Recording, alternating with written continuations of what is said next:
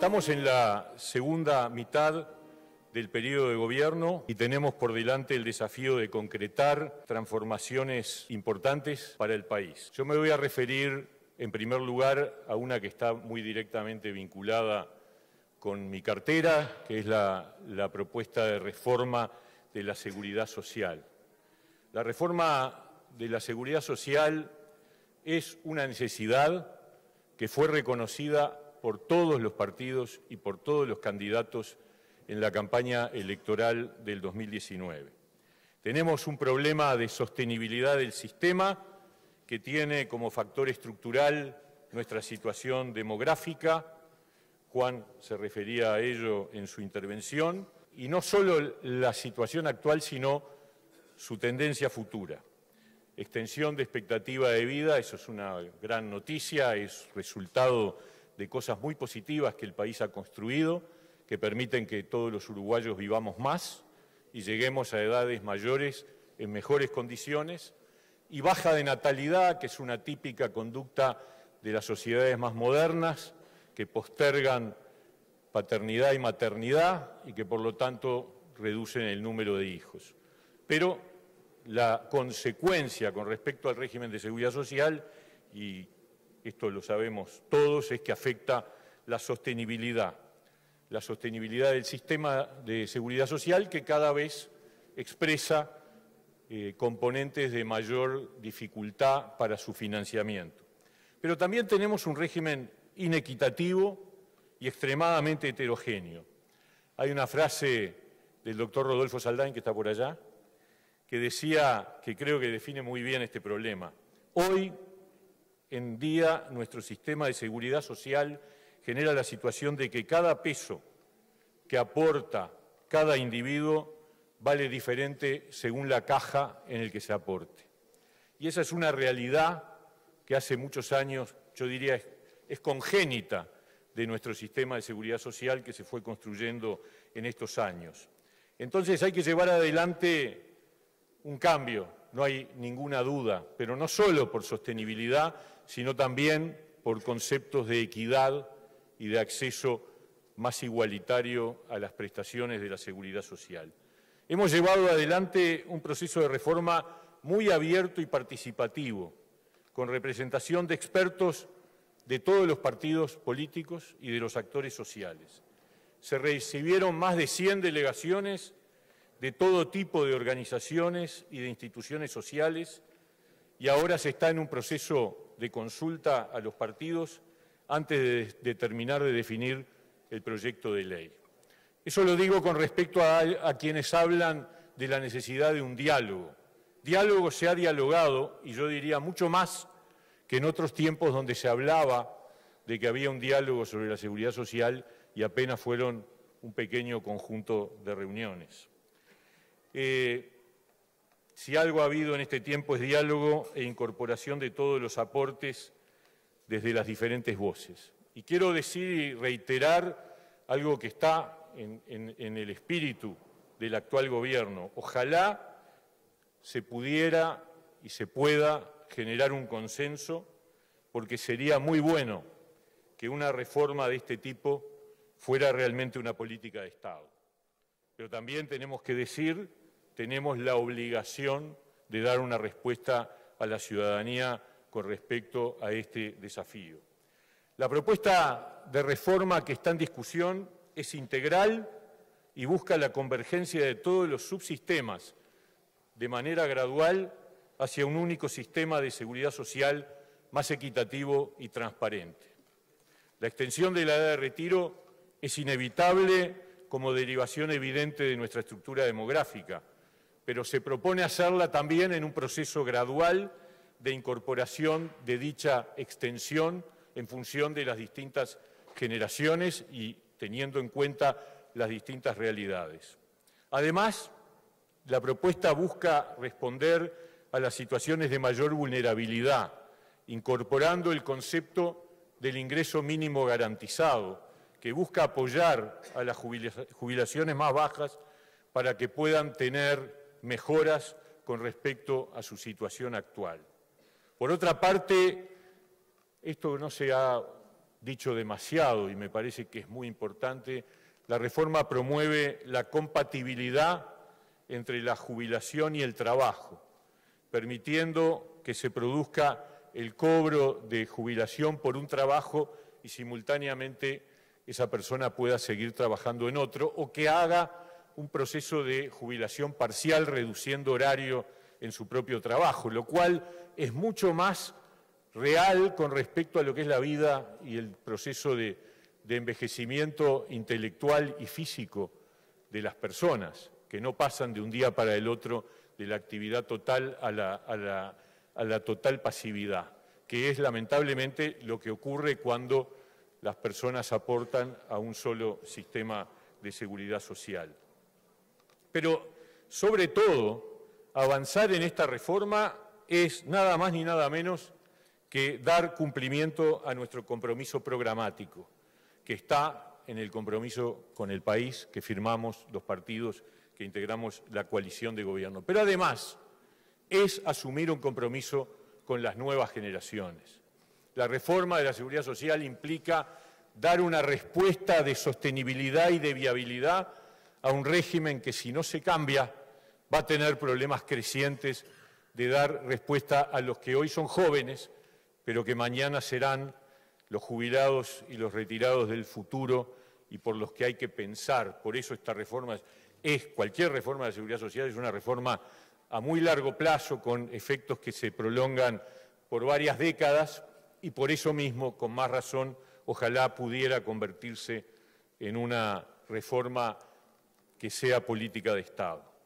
En segundo lugar, también dentro de lo que compete a la cartera del Ministerio de Trabajo, son los tiempos de la modernización de la negociación colectiva y de las relaciones laborales.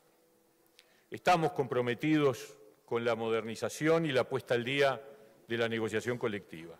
En este sentido, hemos presentado al Parlamento 2 proyectos de ley que están a consideración de las cámaras legislativas.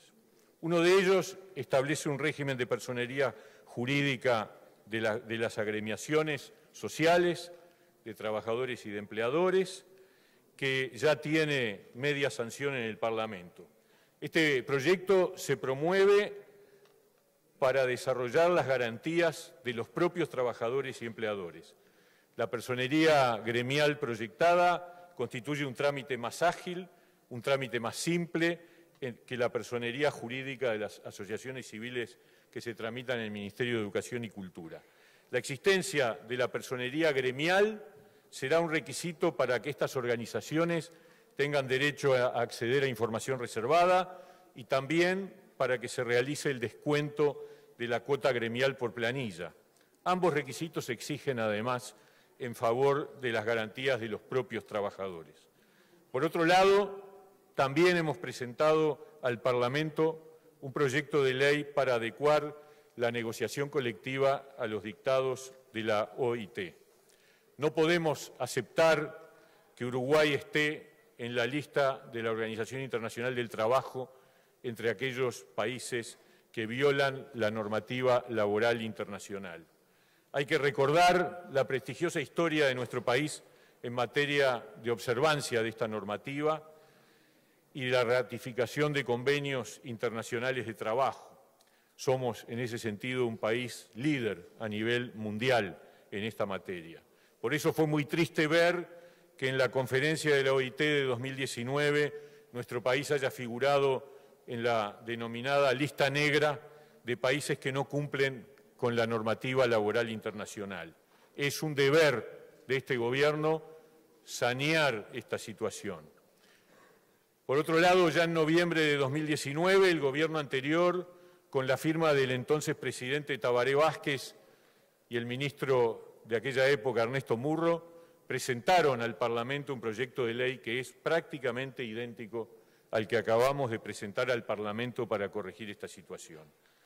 Por este proyecto de ley se ratifica la exigencia de personería gremial para acceder a información privilegiada, se establece que en caso de que no haya organización sindical a nivel de una empresa, sean los trabajadores mismos de la propia empresa los que negocien, evitando que opere de manera automática la representación del sector. Se establece también que los convenios colectivos acordados entre las partes no dependan de la oficialización estatal para adquirir su vigor y su vigencia. Y finalmente también se establece que los acuerdos sobre beneficios laborales rijan por el plazo del convenio colectivo, requiriéndose el acuerdo expreso para su continuidad, es decir, que se deja sin efecto la ultraactividad de lo acordado en estos convenios. Por otro lado, decimos con claridad, no incluimos la respuesta al reclamo del retiro del Estado de la negociación salarial, y ello debido a nuestra tradición cultural de larga data en nuestra historia de las relaciones laborales. Esta norma que fue aprobada en comisión esta semana en la Cámara de Diputados y que esperamos que se pueda aprobar en el Parlamento antes de fin de año, no afecta la negociación colectiva, la adecua a la normativa internacional. En todo caso, habría que preguntarle a la central sindical, que ha formulado importantes críticas, si ellos piensan que la OIT establece regulaciones que van en contra de la negociación colectiva. O también preguntarles por qué siempre han reivindicado la importancia de que nuestro país se apegue a la normativa internacional impulsada por la OIT, y ahora que esta normativa no les convence, cambian de postura y formulan acusaciones graves que además son incorrectas e infundadas. Hay que señalar que todas estas iniciativas de cambios legislativos se realizaron cumpliendo con el paso previo de informar y escuchar a los actores sociales. En definitiva, entonces, hemos mantenido las instancias de diálogo y negociación tripartita y también hemos impulsado cambios en las reglas de juego para avanzar en la modernización de las relaciones laborales. Todo bajo la orientación del diálogo y del marco de actividad tripartita. Pero además de las medidas presentadas, ratificamos nuevamente nuestra firme voluntad de avanzar en cambios que permitan mejorar las relaciones laborales. La estructura de los consejos de salarios encierra un riesgo que debe ser contemplado. La negociación por ramas hace que los negociadores de las empresas y de los trabajadores sean los de mayor representatividad, y esto lleva a que sean representantes de las empresas y de los sindicatos más fuertes los que negocien en nombre de toda la rama de actividad. Esto implica que a la hora de las decisiones sobre salarios y beneficios puedan acordarse laudos y pautas que pueden volverse difíciles de cumplir para ciertas empresas, con el consiguiente riesgo de crisis y pérdida de puestos de trabajo. Es por ello que entendemos necesario elaborar criterios y protocolos objetivos para definir la flexibilidad frente a los laudos de los consejos de salarios, evitando el impacto sobre los empleadores y los trabajadores más débiles. Este proceso de construcción de criterios y procedimientos objetivos para los denominados descuelgues será presentado a la brevedad ante el Consejo Superior Tripartito. Del mismo modo, queremos instalar un diálogo en ese ámbito para analizar qué criterios permitirían discriminar niveles de negociación colectiva más justos y equitativos. El tamaño de las empresas, su rentabilidad, su ubicación geográfica. No es fácil determinar variables y criterios que sean justos y que puedan aplicarse de manera equilibrada, pero hay que buscar juntos, las tres partes, las mejores alternativas. También queremos modernizar los mecanismos de clasificación de las categorías laborales, que se encuentran muy desactualizadas y son muy anacrónicas. Y también queremos hacer más flexibles y dinámicos los procesos de creación de nuevos grupos, subgrupos y bandejas para favorecer la flexibilidad en la negociación de los consejos de salarios. Quiero decir con claridad, este segundo semestre es, a nuestro juicio, el momento más propicio para avanzar en las iniciativas señaladas, y para ello va a haber las convocatorias correspondientes en las próximas semanas. Finalmente, no está dentro de mi cartera, pero no puedo evitar referirme en este momento a otra de las grandes transformaciones que es absolutamente indispensable y que nosotros creemos que es la más importante de todas: la reforma de la educación, la transformación educativa. Es una reforma imprescindible e impostergable para darle un futuro diferente y con mayores posibilidades a nuestros niños y adolescentes. Hay que ofrecer una propuesta educativa propia del siglo XXI. ¿Cuál es la situación actual desde hace muchísimo tiempo en el Uruguay? Programas anticuados que requieren una reforma curricular, desigualdades escandalosas en los aprendizajes según nivel socioeconómico, indicadores de deserción estudiantil a nivel de la enseñanza media de los peores de América Latina, ya no comparado con el mundo desarrollado, de América Latina. Todos estos aspectos perjudican notoriamente a los más débiles y a los más vulnerables que van quedando excluidos de nuestro sistema educativo formal. La transformación educativa es un imperativo ético que está pendiente desde hace demasiado tiempo. En los gobiernos anteriores se anunciaron reformas que después no ocurrieron. Se firmaron 2 acuerdos multipartidarios en el año 2010 primero y en el 2012 después. Ninguno se cumplió. Se anunció el cambio del ADN de la educación en el 2015 y tampoco ocurrió. Siempre se impuso el bloqueo de los que quieren mantener el statu quo. Es imprescindible la reforma curricular, avanzando hacia programas de estudio organizados por competencias que permitan preparar a nuestros jóvenes para los desafíos del siglo XXI. Es imprescindible avanzar en el fortalecimiento y la autonomía de los centros educativos. Hay que avanzar en la modernización y la profesionalización de la formación docente. Estamos en un momento crucial, por eso no quería obviar esta referencia, donde las fuerzas del freno intentan neutralizar el impulso de la transformación. Creo que es muy importante dar el mensaje claro y firme de que no habrá marcha atrás.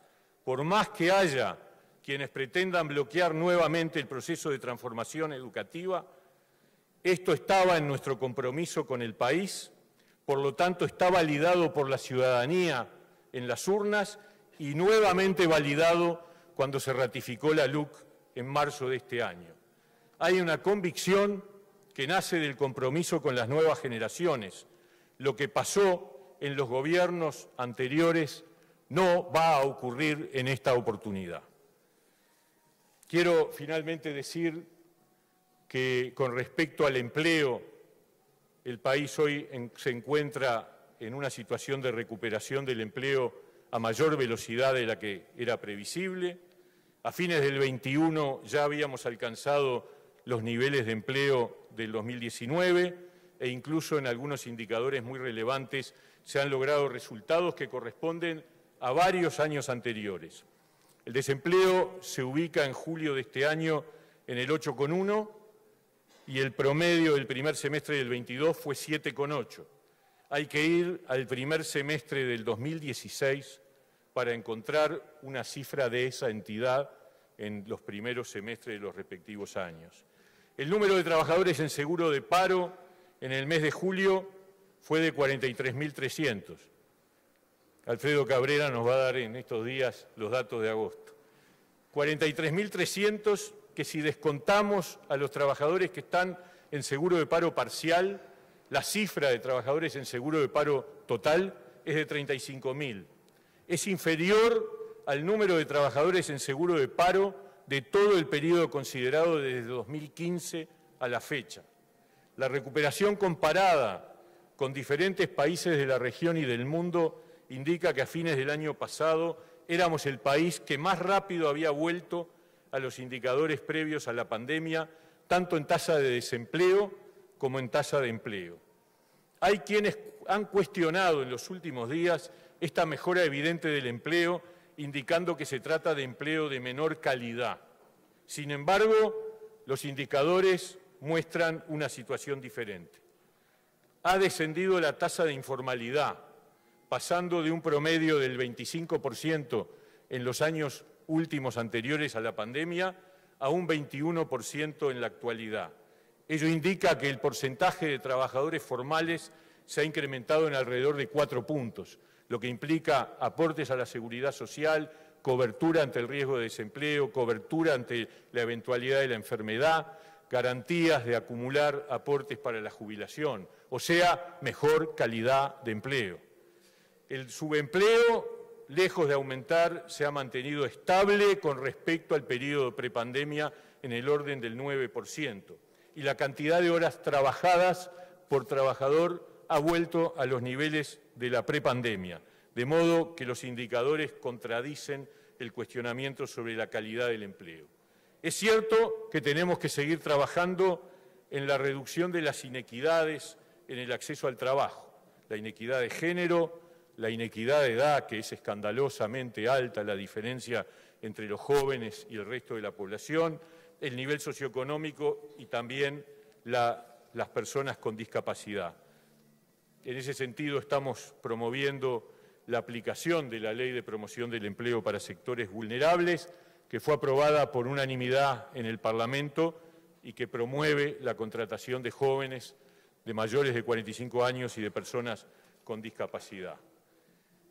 Quiero terminar simplemente diciendo, sabemos que ha habido una caída del poder adquisitivo del salario, pero también quiero afirmar que a fines de junio se firmaron los acuerdos con los trabajadores públicos que garantizan que en el transcurrir de este periodo de gobierno se habrá recuperado completamente el poder adquisitivo previo a la afectación de la pandemia. Y en el sector privado, el análisis demuestra grandes heterogeneidades. Contra el discurso general que habla de una caída generalizada del poder adquisitivo, quiero decir que el análisis mesa por mesa de los consejos de salarios indica que en julio de este año un 27% de esos trabajadores no habían perdido poder adquisitivo. Otro 27% tenían una pérdida menor al 1% del poder adquisitivo del salario. Y es verdad que hay un tercio que han perdido entre el 1 y el 4 y todavía hay un 10% adicional referido a los sectores de mayor afectación por la pandemia que han perdido más del 4%. Pero también está confirmado y ratificado el compromiso de que este gobierno va a comprometerse a promover la recuperación del salario en el transcurrir de este periodo de gobierno y este es un compromiso absolutamente vigente y ratificado en la conducta de nuestro gobierno. En definitiva, tenemos que seguir trabajando por la mejora de las condiciones de vida de los más débiles. En eso estamos y las reformas señaladas que tenemos que impulsar tienen justamente ese objetivo, el de contribuir a la construcción de un país más justo, más solidario y más próspero. Muchas gracias.